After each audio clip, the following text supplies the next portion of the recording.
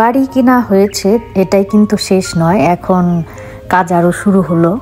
তো বাড়ির পেছনে সামনে সব দিকেই এখন পরিষ্কার পরিচ্ছন্ন রাখতে হবে সব সময়ই।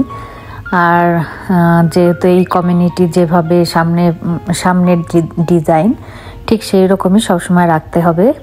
তো আমাদের সামনে যে খেজুর গাছটা ছিল সেটার ডালপালাগুলো একটু বেশি ছড়িয়ে গিয়েছিল আশেপাশে, তো খোঁচা লাগতো গাড়ির থেকে নামার পর।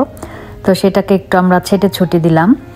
তো আমার প্রতিবেশী উনি এই লোকগুলা দিয়ে সবসময় কাজ করায় ওনার বাসায়।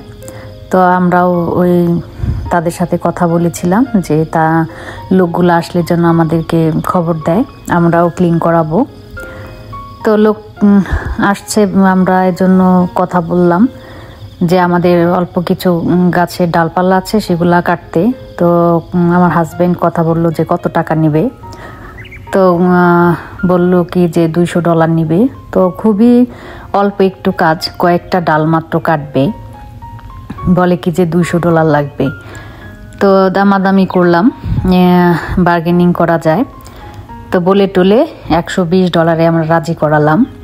তো দেখেন খুবই সিম্পল কয়েকটা কাজ করেছে, তাতেই $120 নিয়ে গেল। 1 ঘন্টা কি 1 ঘন্টা মনে হয়ও নাই, 2-3 ঘন্টা বা 4 ঘন্টা কাজ করলেও ভালো লাগতো যে না $120।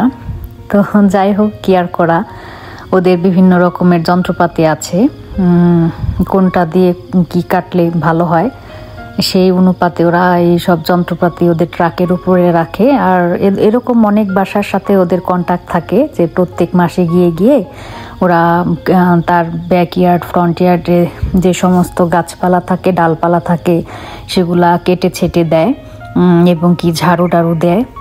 তো সুন্দর করে আর কি ওরা গাছগুলাকে রাখে। আর এর আগে আমি শুনেছি, আমার বোন বলতো, বোনের যেহেতু বাড়ি অনেক আগের থেকে, ও বলতো যে গাছ কাটাতে অনেক টাকা নেয়। তো গাছপালা থাকলেও তো সমস্যা, টাকা খরচের একটা রাস্তা।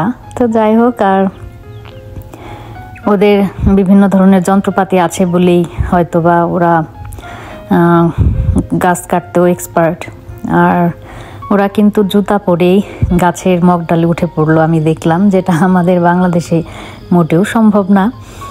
তো আমার নেইবার ফ্যামিলিটা খুবই ভালো, বয়স্ক দুইজনই, প্রায় 75-এর উপরে বয়স হবে। তারা সম্ভবত মনে হয় ফিলিপিনো, আমি সরাসরি জিজ্ঞেস করি নাই, তবে খুবই ভালো, ব্যবহার খুবই ভালো।